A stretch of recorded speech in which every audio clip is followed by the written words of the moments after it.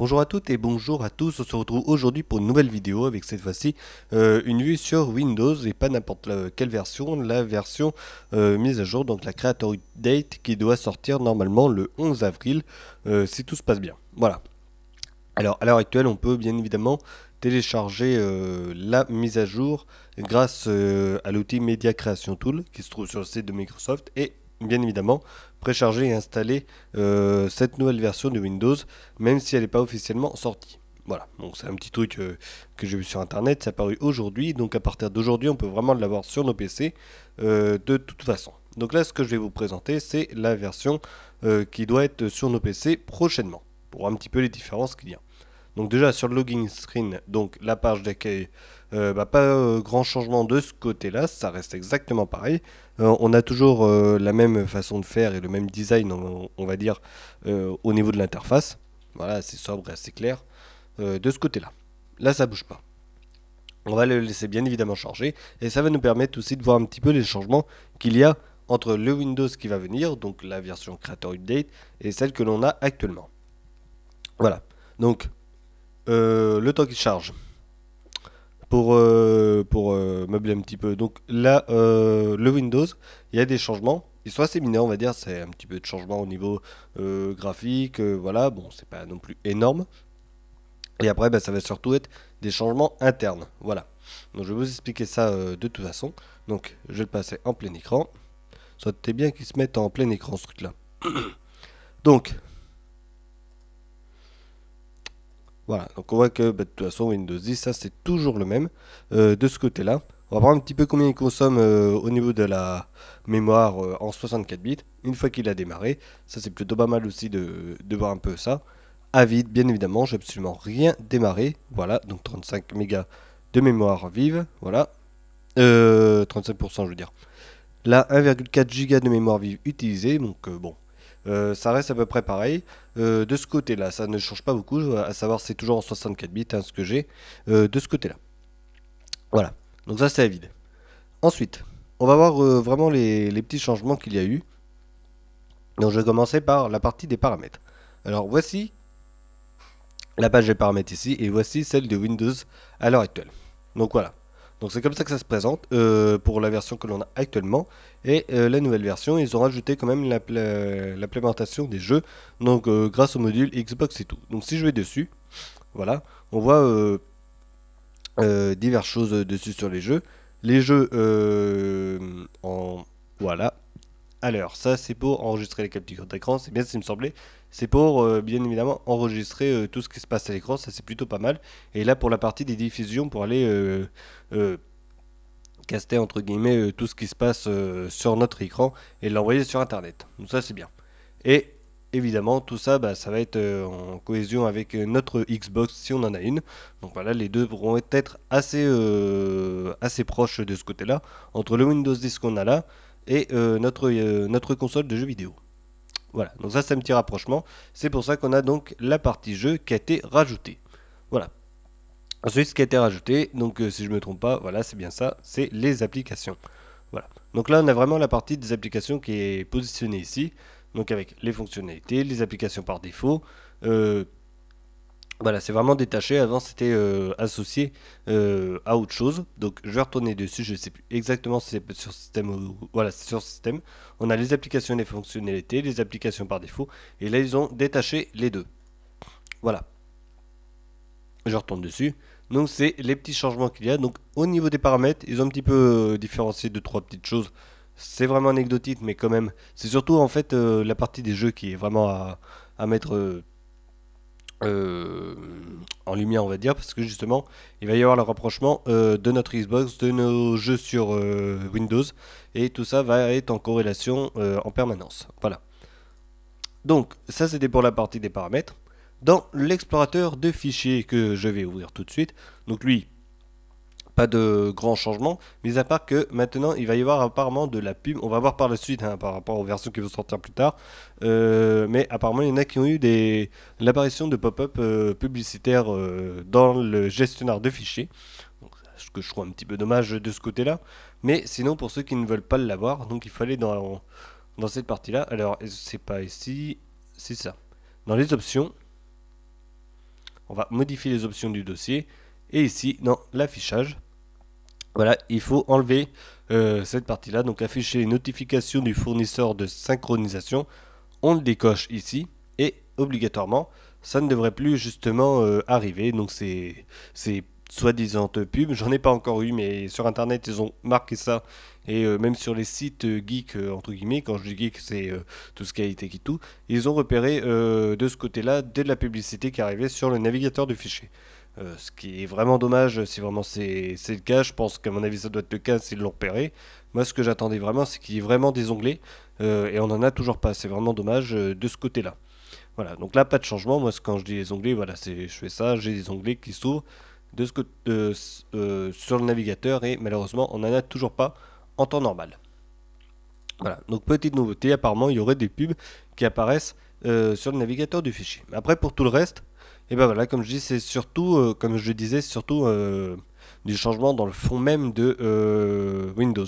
C'est-à-dire, on va avoir évidemment un rapprochement entre le mobile et le système d'exploitation. Donc avec nos mobiles, évidemment Microsoft.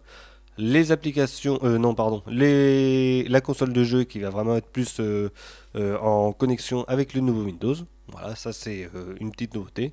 Le bash d'Ubuntu lui va pas changer, mis à part qu'ils ont mis la mise à jour vers une version d'Ubuntu un peu plus récente de ce côté-là. Voilà. Le centre de sécurité, bon, lui, ils lui ont fait quelques petites choses un peu nouvelles. Voilà, ils ont carrément mis Windows Defender en version métro avec leur système d'affichage. Voilà, donc métro UI. Voilà, donc on a la partie des paramètres, tout est ici. On peut tout gérer de ce côté-là. C'est plutôt pas mal. Voilà, ça évite de repasser par les options de paramètres. Donc là, vraiment, tout est ici. Donc l'application Windows Defender est sortie de façon à ce que l'on puisse bien gérer tout ça. Après, ce que j'ai vu aussi, donc je vais descendre jusqu'à ce que je le trouve. Voilà, View 3D. Alors là, c'est pour voir un petit peu tout ce qui est en 3D, donc l'architecture et tout. Je sais pas si ça va marcher ici. Voilà, on va attendre que ça charge. Mais cette partie-là va nous permettre justement de voir un petit peu les figures en 3D et tout, qui ont été construites au préalable avec des logiciels Microsoft. C'est plutôt pas mal. Là, ça ne veut pas se lancer, mais c'est pas grave. Et on pourrait éventuellement les imprimer en 3D avec nos imprimantes. Donc il y a une petite partie comme ça qui s'est rajoutée, qui permet justement de voir, ou plutôt d'interagir avec les nouveaux appareils actuels, donc les imprimantes 3D. Et il y a la partie holographique. Alors, si je retourne dessus, je vais taper HO, je sais plus si ça y est. Non. Bref. Normalement, on devrait avoir une approche plus sensible avec la partie holographique, donc ce que fait Microsoft à l'heure actuelle avec HoloLens. Donc, est-ce que c'est vraiment pour les bêta-testeurs que c'est resté ou pas? Moi, je l'ai vu. Là, ça y est plus. Je sais pas pourquoi, mais je l'avais vu jusqu'à là. Et ce qui est sûr, c'est que Microsoft continue à travailler là-dessus sur la partie holographique avec leur casque HoloLens. Donc, à voir par la suite. Là, ça y est pas. Apparemment, ça a l'air d'être enlevé. Voilà. Plus concret, Microsoft Edge, bon, il n'y a pas eu grand chose, mais à part qu'ils ont rangé un petit peu les onglets différemment. Voilà, onglets qu'on a mis sur le côté, on peut les ranger. On peut évidemment faire toujours la même chose. Voilà, on agrandit tout. Là-dessus, ça reste à peu près pareil. On a toujours les extensions qui sont là, donc la JetBlock qui est ici, et tout le reste, bah, ça va pas changer beaucoup. Voilà. Donc Edge, ça change pas, mis à part qu'on peut ranger nos onglets sur le côté quand on a plein qui sont justement ouverts. Donc ça c'est plutôt pas mal. Bon bah c'est quelque chose que l'on a depuis très très longtemps, on va dire, sur Firefox. Avec l'épingle, on épingle des onglets et tout, et puis après bah voilà, on peut les ranger sur la gauche. Donc maintenant ça y est sur Edge. Donc j'ouvre d'autres onglets. Hop là, on va attendre que ça charge. Je vais prendre celui-là.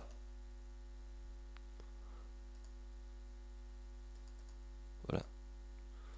Alors onglet qu'on avait, ça doit être ça. Épinglé, voilà. Faut que je vois.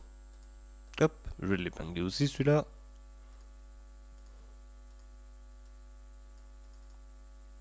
Bref, donc normalement il doit y avoir un truc comme ça. Alors, voilà.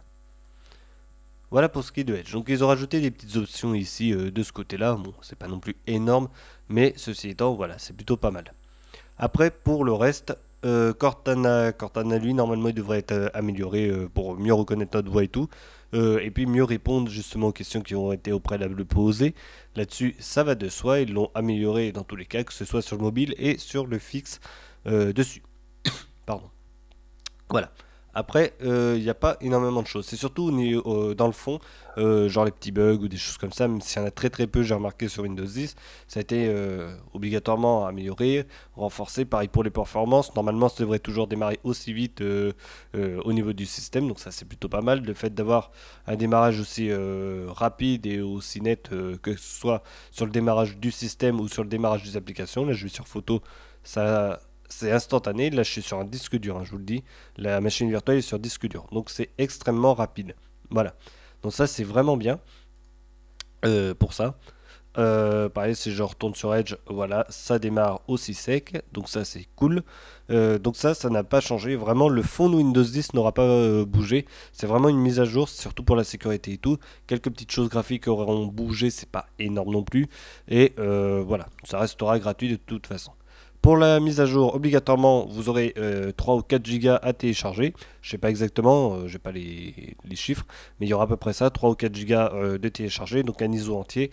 Et évidemment, il faudra tout remettre dedans. Donc voilà, ça nécessitera un redémarrage, une installation complète à nouveau du système. Voilà, sur ceux qui sont sur disque dur.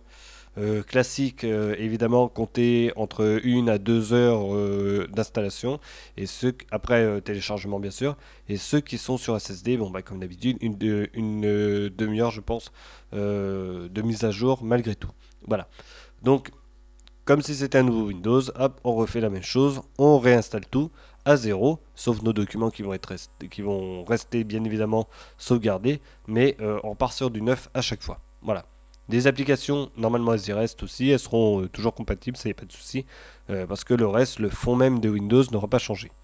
Voilà. Voilà ce que je peux en dire vraiment sur Windows. Ah bah voilà, c'était pas une 3D, c'était celui-là qu'il fallait. Voilà. Donc c'est lui qu'il fallait prendre. Voilà. C'est pour ça. Voilà. Là, je peux bouger un petit peu, je peux changer la couleur. Et après, je sais pas, pour imprimer... Oula, ça, c'est une bonne question. Imprimer en 2D ou en 3D. Ah oui, on peut quand même l'imprimer en 3D. Voilà, donc c'est bien ce qui me semblait. C'était celui-là, je m'étais trompé, je m'excuse. C'est vraiment celui-là, donc on fait les dessins et tout en 3D avec ça. Et après, avec le viewer qu'on a vu tout à l'heure, on peut voir donc nos images directement. Voilà, ça c'est plutôt pas mal. Par contre, c'est dommage que ne m'ait pas demandé si je voulais enregistrer ou pas avant de quitter quand même.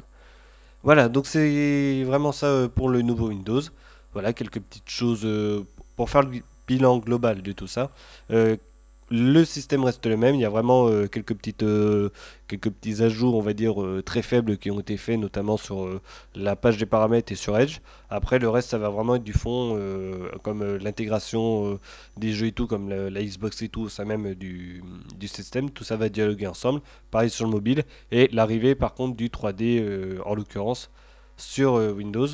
Voilà, en natif, hein, bien évidemment. On n'aura pas besoin voilà, de mettre des drivers et tout le bazar ou de prendre des logiciels pour dessiner en 3D. Ça va être dedans maintenant. Voilà. Donc ça, c'est un système qui se tourne vers l'avenir, entre guillemets, ou le présent. C'est à vous de voir. Mais pour moi, c'est plus on va vers l'avenir. Pareil pour HoloLens. Bon, ça y est plus maintenant. Mais pour ceux qui sont sur les plateformes de développement, comme moi, eh ben, ils ont toujours accès à cette partie-là pour voir un petit peu ce qu'il en est au niveau de l'hologramme et tout chez eux. Voilà. Voilà ce que je peux en dire. J'arrête la vidéo là, j'arrêterai le système plus tard. On se retrouvera pour une prochaine vidéo. Normalement, on partira sur du Linux. Pour ceux qui veulent la mettre à jour, malgré tout, je conseille quand même d'attendre vraiment la date prévue, donc le 11 avril, pour pouvoir mettre à jour le système. On ne sait jamais, on est quand même à 2-3 jours avant la mise à jour officielle, même s'il y a toujours l'option Media Creation Tool qui est possible. C'est quand même mieux, et puis ce serait peut-être plus stable. Éventuellement, s'il y a encore une ou deux erreurs à corriger, il l'aurait corrigé d'ici là. Je pense que c'est quand même mieux d'attendre le 11 avril pour vraiment faire la mise à jour, et au moins vous aurez tout correctement. Voilà. Allez, on se retrouvera pour une prochaine vidéo. Je vous dis à bientôt et à la prochaine. Allez, salut.